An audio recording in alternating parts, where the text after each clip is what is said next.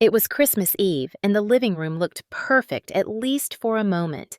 The tree glowed with golden lights, the fire crackled softly, and the smell of cinnamon rolls drifted from the kitchen.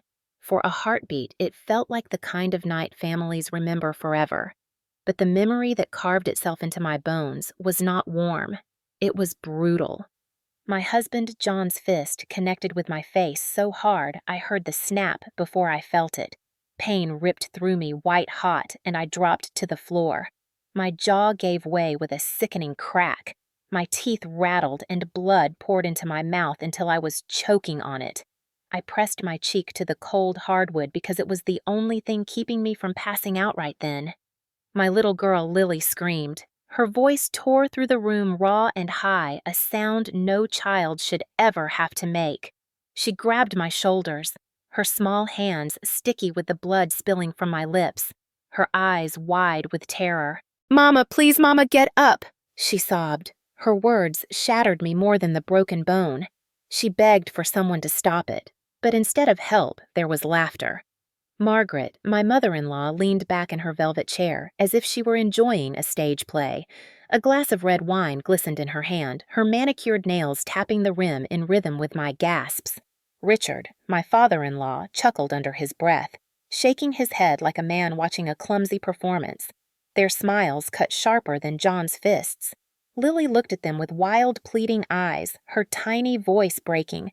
"Help, Mama! Please help her!" Richard raised his glass-cold amusement in his voice as he muttered, "She asked for it." Margaret tilted her head and smirked. She whispered clearly enough for me to hear, "Good wives do not scream on Christmas Eve." Her words slid under my skin, venom disguised as tradition crueler than any blow. My body shook violently, pain radiating through my jaw and ribs, but it was not the agony that broke me. It was the sight of my daughter's face, red and blotchy with tears, her innocence collapsing right there under the tree we had decorated together. The ornaments shimmered while she cried a grotesque reflection of everything we had lost. I tried to speak. "Please," I rasped my voice, mangled barely a whisper through the blood. "Please, stop!" John stood over me, chest rising and falling, sweat shining on his forehead. He looked down at me like I was nothing more than a mess he had to clean up. "You ruined Christmas again, Emily," he spat, wiping his knuckles with a napkin, as if my blood were no more than spilled gravy. Lily's cries rose higher, almost hysterical now, her little hands shaking as she tried to hold my face together. Her screams collided with the laughter of her grandparents, twisting the night into something monstrous. What kind of family laughs while a child begs for her mother's life? The thought burned into me as darkness edged my vision. I felt myself slipping not just into unconsciousness, but into the truth I had been avoiding. This was not the first time he had struck me. This was not the first time Margaret had smiled at my pain. But it was the first time my daughter screamed like her world was ending. That sound was worse than any broken bone. As I lay bleeding on the floor with Christmas lights blurring into streaks of red and gold, I realized something. Silence had been killing me all along. Every time I let them tell me to obey. Every time I swallowed my fear to keep the peace.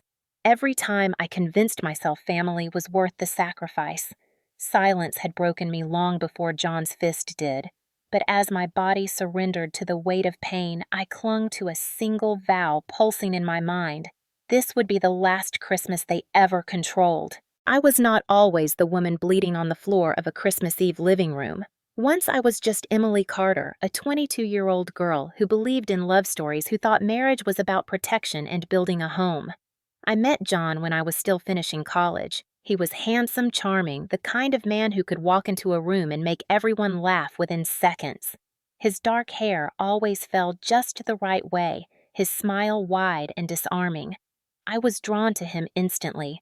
I wanted to believe he saw something special in me, that I mattered to someone who seemed to belong everywhere.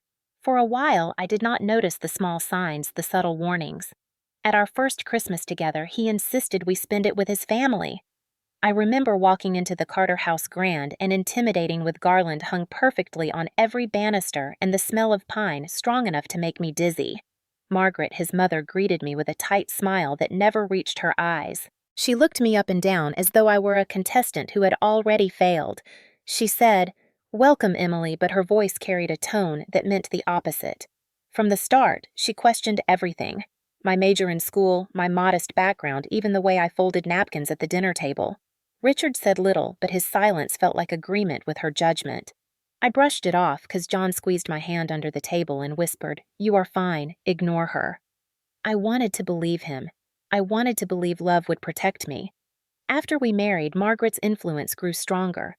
She controlled traditions with an iron grip. Birthdays were never really mine. When I turned 25, I baked myself a small cake. That night, Margaret hosted a gathering for John's promotion. She slid my cake onto the table, scraped off my name, and wrote "Congratulations, John" across the frosting in red icing. Everyone clapped while I stood by the counter holding a paper plate I never filled. John laughed and said, "Come on, Emily, it is just cake."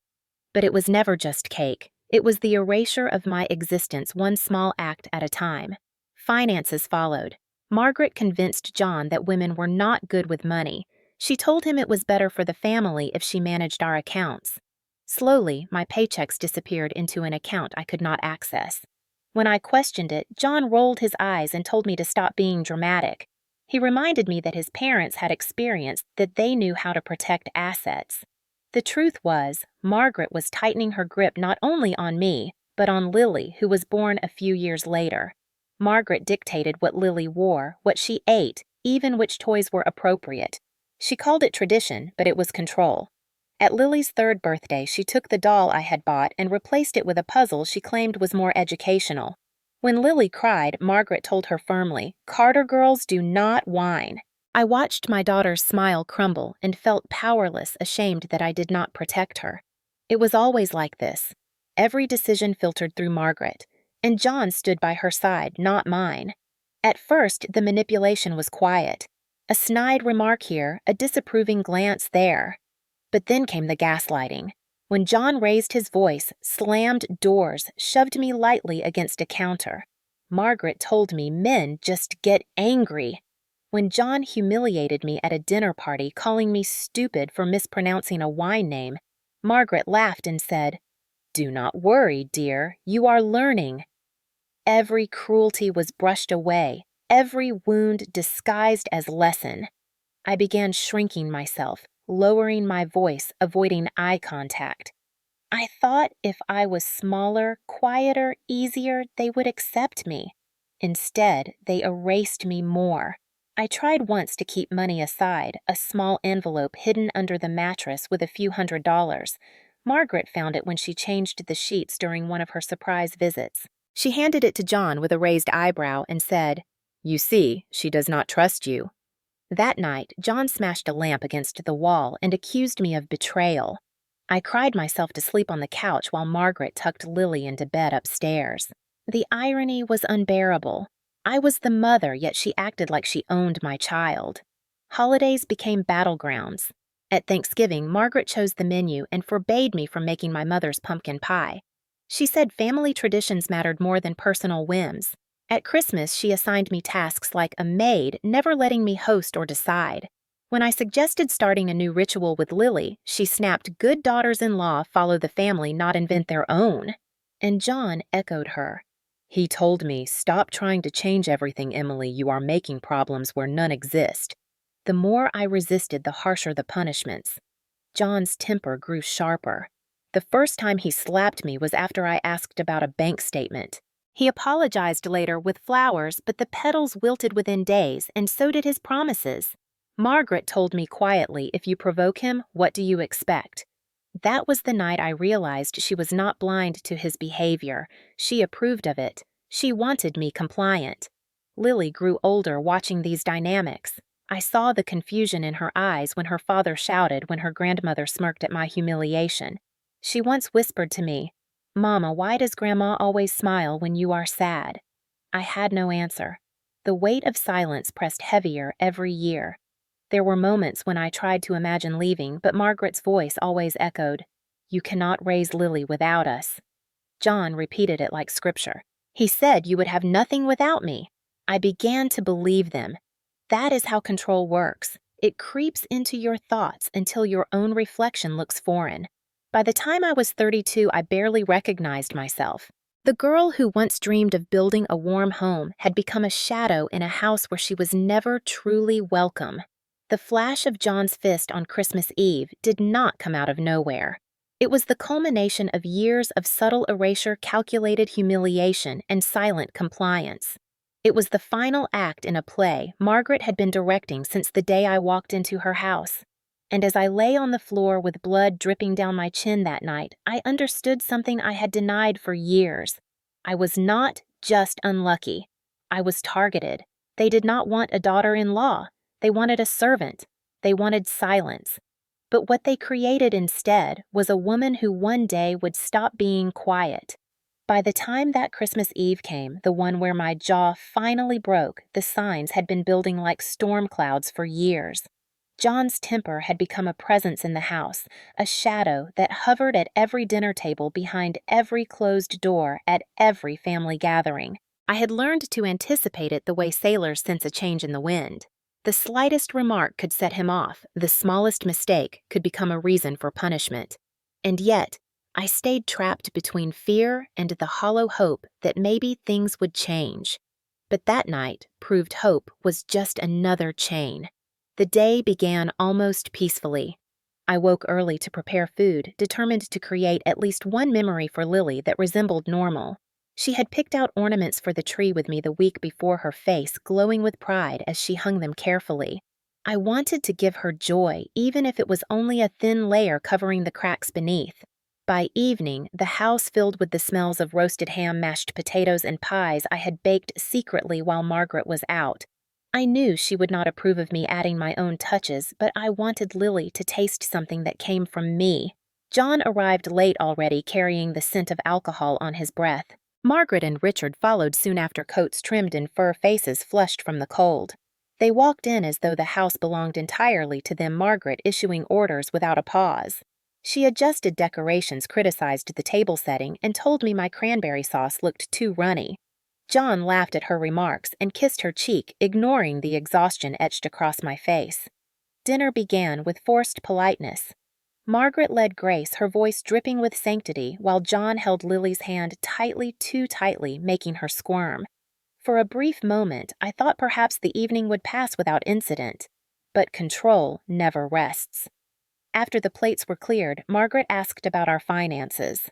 Her eyes narrowed when I admitted quietly that we were struggling because of John's gambling losses. I wanted to speak truth, to lay bare the reason why bills had piled up, but the room chilled instantly. John's face hardened, his jaw set. Richard shifted uncomfortably but said nothing. Margaret's lips curved into a thin smile, as if she had been waiting for me to speak out of turn. John's voice dropped low and sharp. "You just cannot keep your mouth shut, can you, Emily?" The tension thickened, pressing against my chest. I glanced at Lily, who sat clutching her napkin, her eyes darting between us. I swallowed fear and whispered, "She deserves to know why Christmas gifts are fewer this year." That was the spark. John slammed his fist onto the table, rattling silverware and making Lily jump. His eyes blazed with fury. "Do not embarrass me in front of my parents," he roared. The room felt smaller, the walls pressing inward.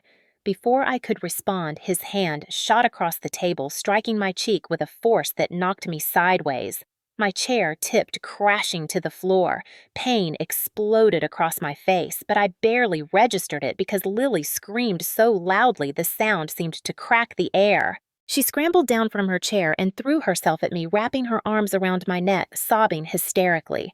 Margaret's laughter rang out cold and cruel, as though this were a comedy rather than violence. Richard chuckled low, shaking his head with disapproval, not at John, but at me. "Look at the mess you make," he muttered. Blood filled my mouth from where my teeth had cut into my cheek. I tried to rise, but John loomed over me, his shadow blotting out the twinkling lights of the tree. He hissed, "You will not shame me!" His boot drove into my ribs. The crack echoed, white-hot pain surging through me as I cried out. Lily shrieked, clinging tighter, her small body trembling.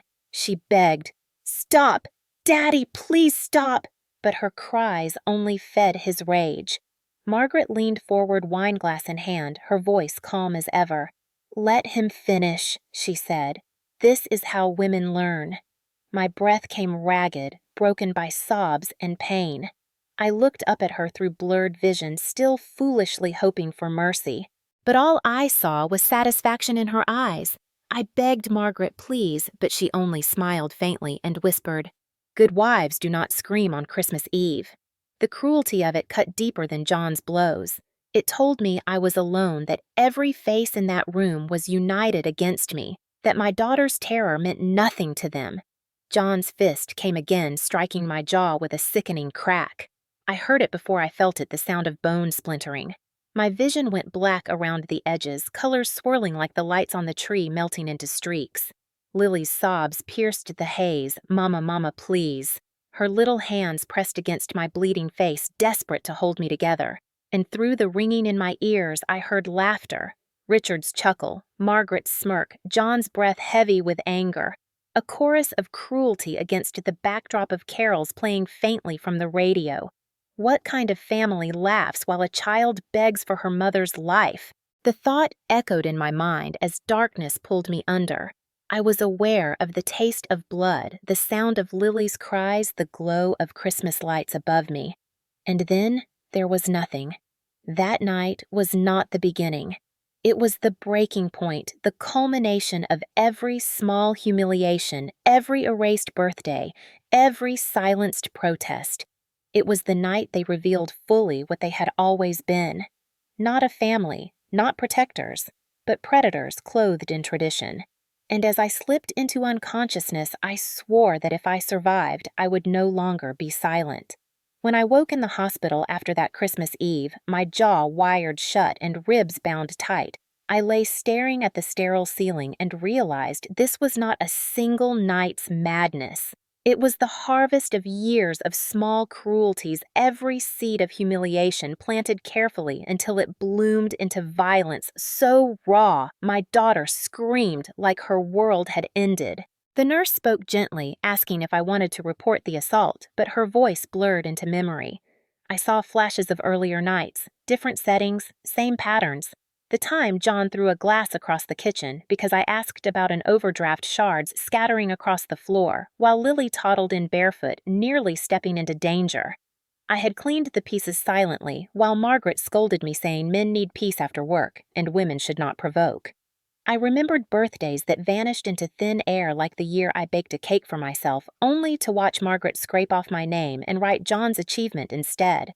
I remembered standing in the corner pretending not to exist while everyone clapped. I remembered Lily's third birthday when Margaret took the doll I had saved money to buy and replaced it with a puzzle dismissing Lily's tears with the words, "Carter girls do not whine."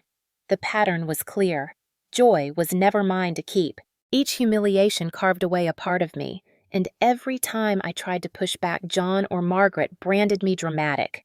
That word was their weapon, their justification, their way of silencing me. When John lost money at cards and came home drunk, he pushed me against the wall, his hand bruising my arm. I told a neighbor once, but Margaret convinced everyone it was an accident, telling them Emily is clumsy, always making up stories. They believed her. When I tried to save a few dollars for emergencies, Margaret discovered it and accused me of betrayal.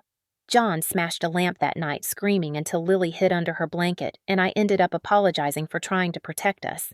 Every cycle ended the same way with me doubting my own sanity.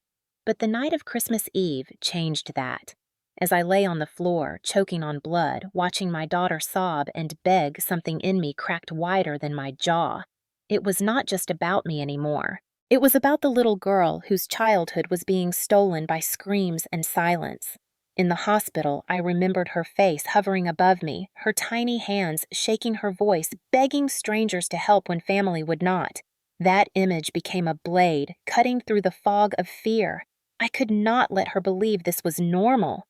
I thought of my younger self, hopeful at 22, stepping into the Carter house for the first time.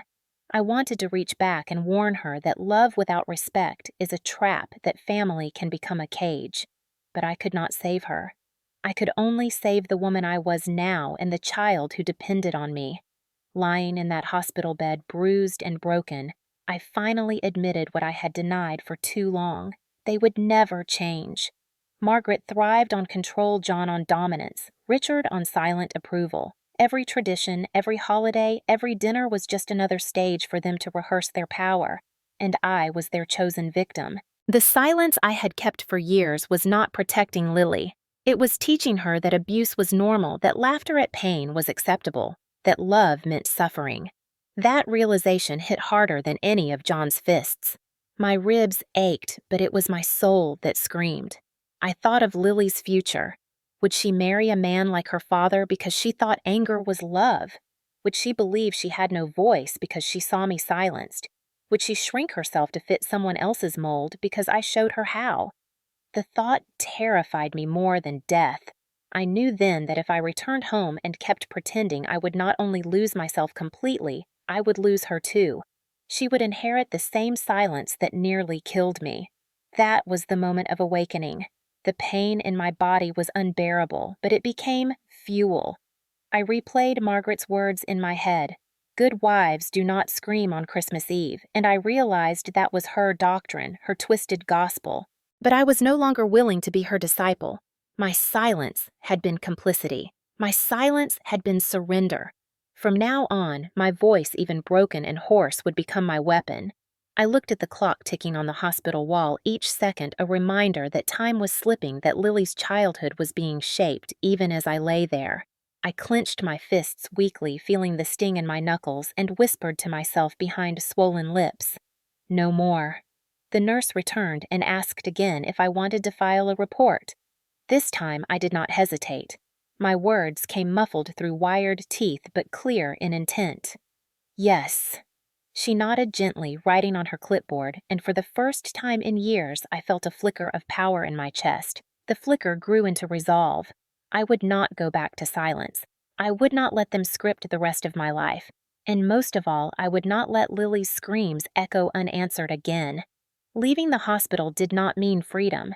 It meant walking back into the same storm, but with eyes finally open. John came to pick me up, his voice stiff and polite in front of the nurses, telling them, "Thank you for your care," as if he were a devoted husband. I sat silently in the wheelchair, my jaw wired shut, every word still painful. Margaret stood at the entrance, her coat buttoned, her eyes cold. She leaned in close as John signed discharge papers and whispered, "You will keep this quiet if you know what is good for you." Her perfume was cloying sweet in a way that made me want to retch. I nodded, not out of agreement, but out of calculation. Silence had been my cage, but now it would become my disguise. If they thought I was compliant, they would not see me preparing. That night, when John slept heavily beside me, I stared at the ceiling and formed a plan. I would not fight with fists. I would fight with proof. My first step was buying a small audio recorder, cheap and discreet. I slipped it under the couch cushions in the living room where most of the arguments erupted. Within days, it captured his voice yelling about bills, Margaret telling me I should be grateful he stayed with me, Richard's low mutter agreeing. The recordings were ugly, each one a wound replayed, but they were evidence. Next, I bought a camera hidden in the plush body of Lily's favorite teddy bear. I placed it carefully on the shelf facing the dining table. Weeks later, it caught John standing over me, his hand raised, Margaret smirking in the corner. Watching it made me shake with rage and nausea, but it was undeniable truth. I documented everything, every bruise I photographed in the bathroom mirror, every receipt Margaret kept from accounts she forced under her name. I copied quietly and slipped into a folder hidden beneath loose floorboards in Lily's room where no one ever looked. I created a dossier that grew thicker each week, pages of dates, transcripts, medical notes, bank statements. I labeled every file meticulously, as if building a case in a courtroom, because that was exactly what I intended. Still, I needed allies. I turned to Grace, the neighbor who had once given me kind glances when I hurried Lily inside after shouting matches. Grace was 55, divorced after decades of her own unhappy marriage. One afternoon when I saw her tending her garden, I stepped over and whispered through clenched jaw, "I need help." She looked at me for a long moment, then nodded. Inside her warm kitchen, she poured tea and listened as I showed her photos on my phone, played snippets of audio. Her face tightened with fury, but her voice was calm. "Emily, the only way out is sunlight. They thrive in the dark. You need to expose them." I cried then, not from weakness, but from the strange relief of being believed. Grace connected me with a local women's shelter attorney who explained what documentation courts accepted what patterns mattered most. I returned home that night with renewed purpose. I played my role carefully. At dinners, I kept my head low nodding when Margaret lectured, pretending to accept John's apologies when he brought flowers. Inside, I was steel. Each smile I faked was another stone laid in the foundation of my plan. Lily began to notice small changes. "Mama, why are you taking pictures of the wall?" she asked once when I photographed a dent where John had thrown a plate. I kissed her forehead and whispered, "Because one day we will need to remember the truth." The more I documented, the more courageous I became. I started recording phone conversations. I saved voicemails where Margaret accused me of ruining family honor. I kept text messages where John insulted me late at night. Slowly, the narrative they had crafted that I was dramatic and unstable began to unravel on paper. It was not my word against theirs anymore. It was their words against themselves. But evidence alone was not enough. I needed the right moment to reveal it, a stage they could not control. Christmas was approaching again, the anniversary of the night my jaw broke. Margaret insisted we host dinner at our house. She spoke of tradition, of unity, of forgiveness. My heart pounded when I agreed, but inside I knew this was it. I prepared quietly, planting small cameras in the living room, syncing them to my phone. I compiled a video from the past year's recordings, stitching together moments of shouting, dismissive laughter, cruel whispers. It was painful to edit, hearing my own sobs, Lily's cries, Margaret's scorn, but it was necessary. Grace helped me test the file on her television to ensure it played without issue. The plan was simple. Let them gather, let them feel comfortable, then expose them in front of everyone. That night arrived. The house sparkled with decorations, music hummed softly, the table was set with care. Margaret arrived in her finest red dress, Richard in a tailored suit, John already edgy with drink. Lily clung to my side, wary. We sat to eat. Conversation was tense but ordinary until John made a cutting remark about my cooking. Margaret added, "Some women just are not made for family life." Richard chuckled. Their cruelty felt rehearsed. I glanced at Lily, then at Grace, who had joined us under the guise of neighborly kindness. She gave me the smallest nod. My hand trembled as I picked up the remote. I pressed play. The television flickered and then filled with images not of carols or cheer, but of the truth. John's face twisted in anger, his voice booming. Margaret sneering, her words sharp. Richard muttering, "She asked for it." The room froze. The laughter they had rehearsed died instantly. Lily gasped and covered her mouth. Grace's eyes shone with triumph.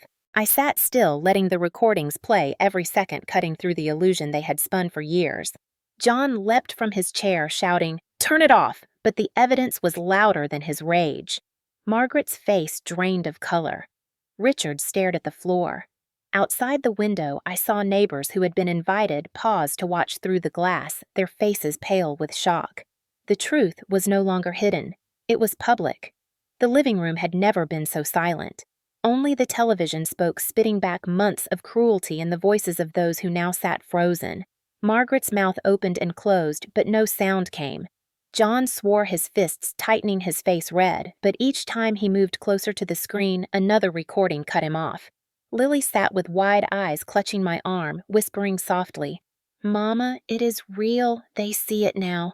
The neighbors gathered outside, pressed their faces closer to the window, their muffled gasps filtering through the glass. Grace leaned forward, her chin high, her presence a silent shield beside me. One clip after another rolled across the screen. John's voice calling me worthless. Margaret dismissing Lily's tears. Richard saying men need obedience, not excuses. The video ended with the worst of them all, the Christmas Eve recording from the teddy bear camera. John's hand rising and crashing, my body hitting the floor, Margaret's laughter ringing. Then the screen went black. I had stitched the words at the end myself, "This is what they call family."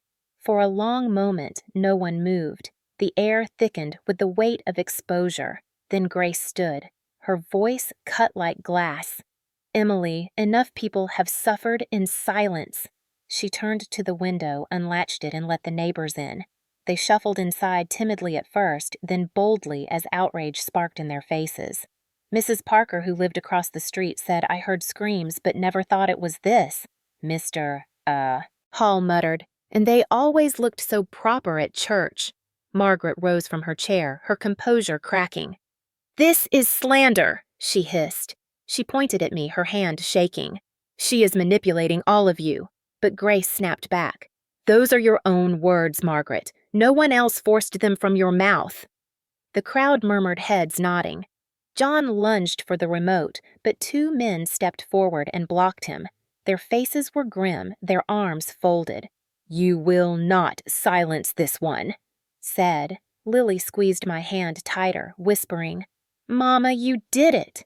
The police arrived not long after, called by one of the neighbors. Their blue lights flickered against the frosted windows. Officers stepped inside, and I met their gaze.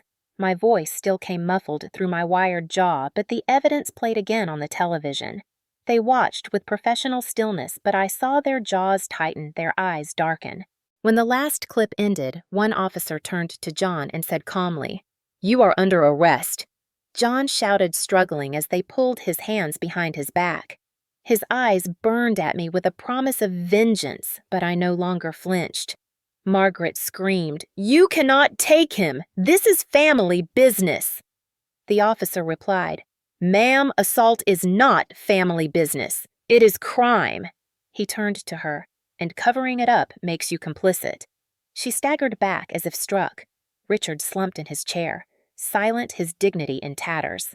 The neighbors surrounded me then, offering comfort, their words spilling fast. "We did not know. We should have helped sooner." Lily looked around, her eyes searching for reassurance, and found it in their kindness. For the first time, I believed we were not alone. The police led John out in handcuffs, Margaret wailing behind him. Richard followed silently when they asked him to come for questioning. The house echoed with absence, the echo of power collapsing. I sat in my chair, trembling not from fear, but from release. Grace laid her hand on my shoulder and whispered, "You are free now." Yet I knew freedom was not instant. There would be courts, testimony, custody battles, but the chains of silence had been broken publicly, and that was irreversible. The next weeks were a blur of hearings. The footage I had collected became central evidence. Lawyers played it frame by frame before the judge. John's violence, Margaret's complicity, Richard's apathy. The courtroom gasped at the laughter that followed my screams. The judge's face hardened. He ordered immediate restraining orders against all three. Margaret tried to twist the narrative, claiming I had staged the recordings, but the timestamps, the consistency, the bruises documented in medical files dismantled her lies. John's lawyer argued stress, financial burden, alcoholism. None excused a broken jaw. The verdict came swift. John sentenced to prison for aggravated assault. Margaret fined and charged with obstruction. Richard forced into mandatory counseling and stripped of guardianship rights. When the gavel struck, I felt years of oppression crack apart. Lily sat beside me, her small hand in mine, whispering, "Mama, we are safe." Yet the public consequences rippled beyond the courtroom. The Carters had built their reputation in town on respectability donations to church appearances at events. Now their names were spoken with disgust. Margaret could no longer hold her head high at Sunday service. Richard avoided eye contact at the market. Their empire of image crumbled. And for me, something new began. Grace introduced me at the women's shelter, where I spoke softly at first about my story, then louder as weeks passed. Other women nodded, some wept, some raised fists in solidarity. I realized my voice, once stolen, now had power to protect not only Lily, but others still trapped. Lily thrived in the new apartment we found, her laughter unshadowed. On the first morning, she ran to the window and whispered, "Mama, the sun is really ours." I kissed her forehead and promised it always will be now. At night, when memories clawed at me, I reminded myself of the courtroom, the neighbors' faces, the handcuffs on John's wrists. Justice had not erased the pain, but it had carved a path forward. And every time Lily smiled, I knew exposure had been worth every wound. The family that once controlled me was broken not by fists, but by truth. They underestimated the strength of silence turned into evidence of shame, turned into testimony. They thought breaking my jaw would silence me forever. Instead, it gave me the determination to speak so loudly the whole world heard. That was their downfall, and it was our salvation. In the weeks that followed the sentencing, I began to breathe differently, as if my lungs had finally been allowed to expand without fear pressing against them. The apartment Grace helped me find was small, but it was filled with sunlight that spilled across the wooden floors each morning. Lily would sit in that light drawing pictures of houses with big windows and smiling faces, pictures of us together without shadows looming behind. For the first time in years, I woke without dread of footsteps in the hallway. There were still nights when my dreams carried me back to the thud of John's fist or the sharp laugh of Margaret, but waking in our new home, I reminded myself those sounds no longer had power. My jaw healed slowly. The wires came off, and I spoke again with a voice that trembled at first, then grew stronger. Speaking became an act of reclamation. Every word was proof that silence had lost. Grace remained by my side, through everything her kindness unwavering. She would bring groceries, share coffee, and listen when I needed to cry. Sometimes she would tell her own stories of survival, reminding me that resilience was not weakness, but strength forged in fire. Through her encouragement, I joined a support group at the shelter. The first night, I barely whispered my name, but others nodded as if they understood without explanation. Over weeks, I told more. Each time I spoke, the weight lifted piece by piece until I felt taller.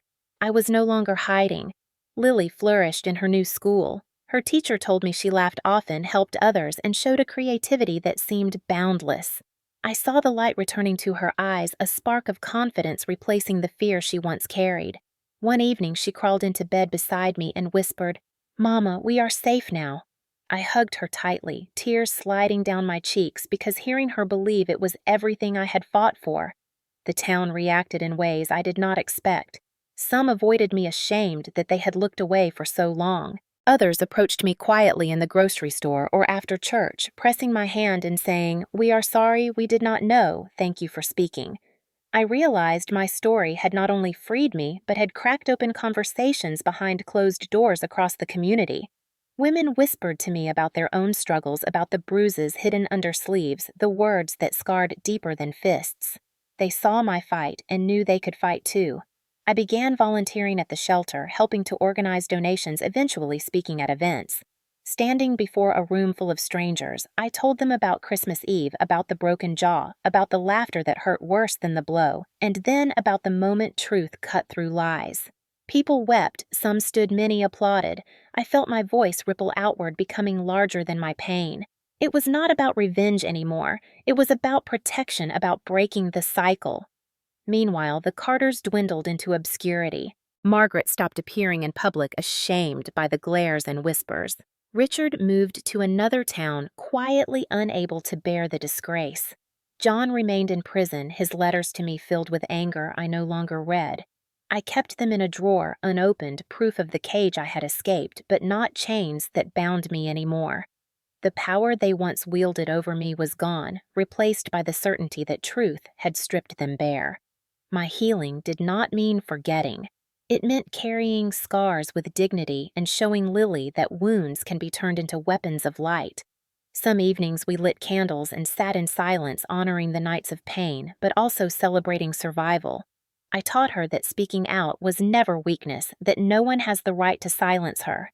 She listened carefully, her young face solemn, and I knew the legacy of silence had ended with me. The future stretched uncertain but open. I enrolled in classes determined to finish the degree I once abandoned under John's control. It felt strange sitting in a classroom again, pen in hand, but liberating too. Each lesson was a step toward independence. I told Lily Mama is building us a future brick by brick. She smiled proudly, already dreaming bigger than both of us. The story of my suffering became the story of our survival, then the story of our strength. I did not seek pity. I sought power in truth, and I found it. Standing in court that day had been terrifying, but it had also been the day I chose to own my life again.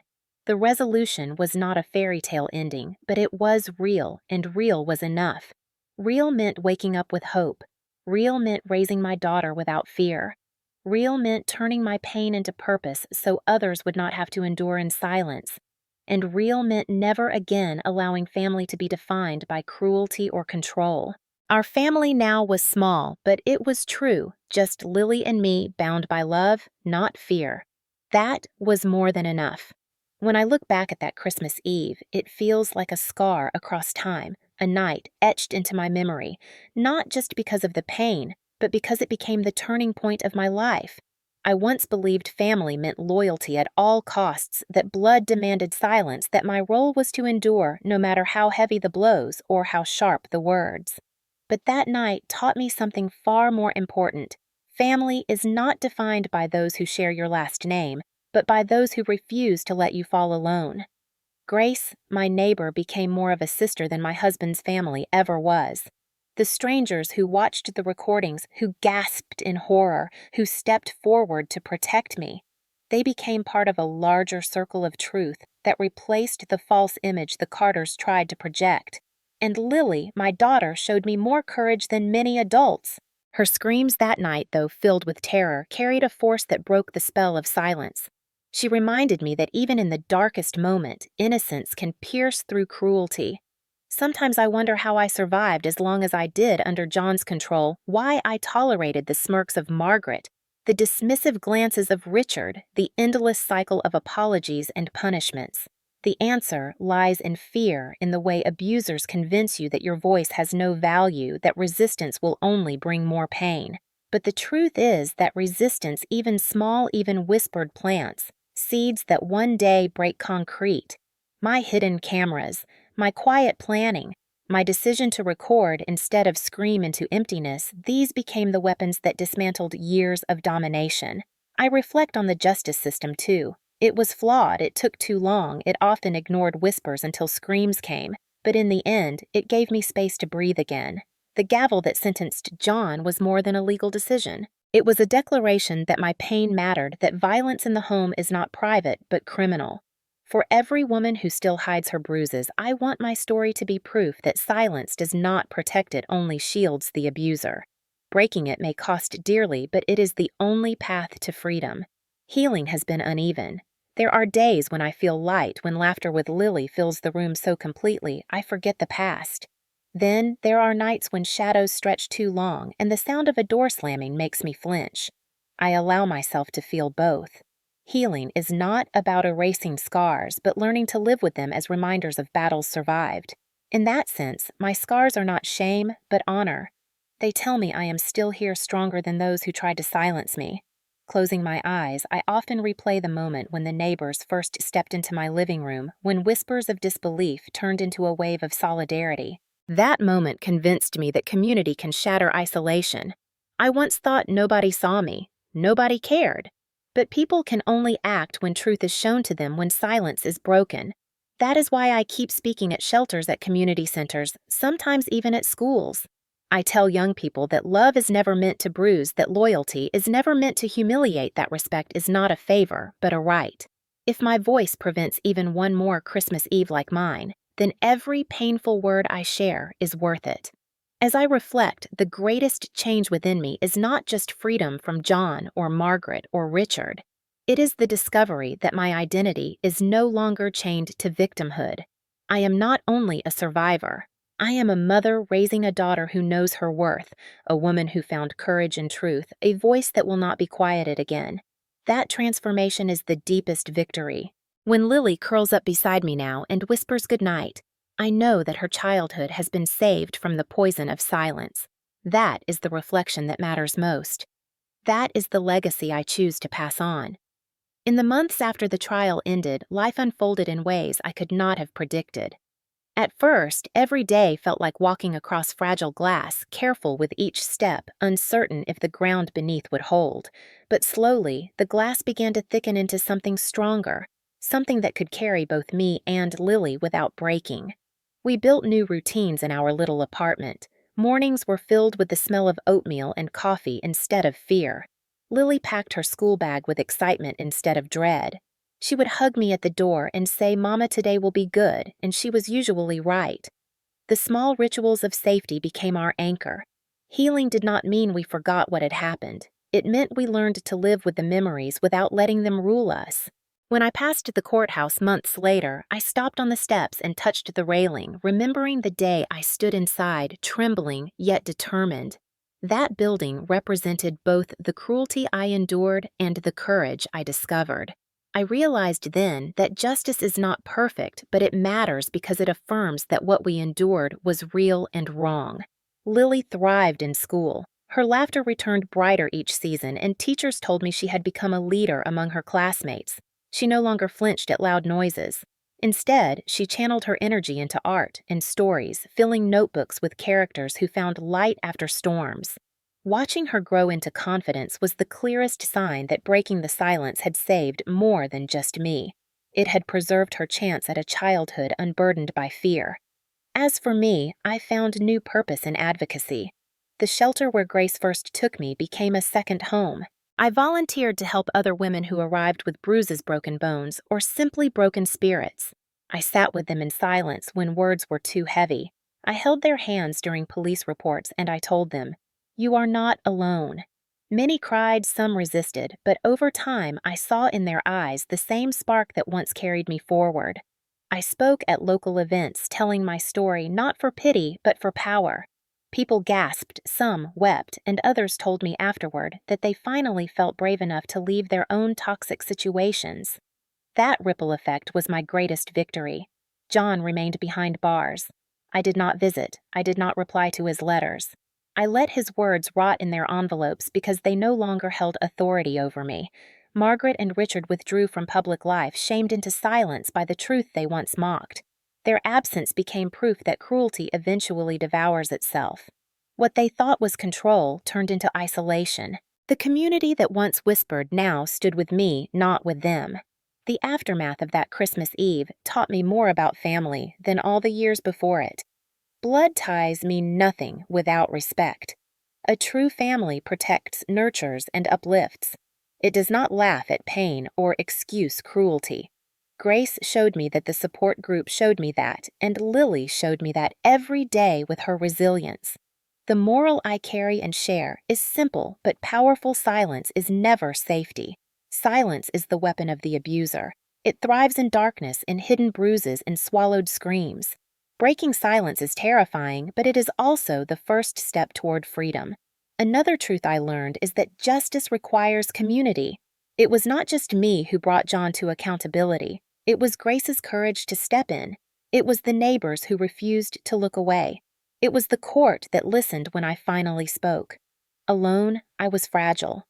Together, we were unbreakable. That is the message I pass to others. In my advocacy, I tell survivors that leaving is not weakness, it is strength. That seeking help is not shameful, it is brave. That scars do not define failure, they define survival. My story is messy, painful, and far from the fairy tale image I once tried to maintain, but it is honest, and honesty is what sets us free. Lily and I still celebrate Christmas each year. We do it quietly, just the two of us decorating a small tree with ornaments we choose together. Each light we hang feels like a victory. Each carol we sing a declaration that joy has returned. We remember the past, but we refuse to let it steal our future.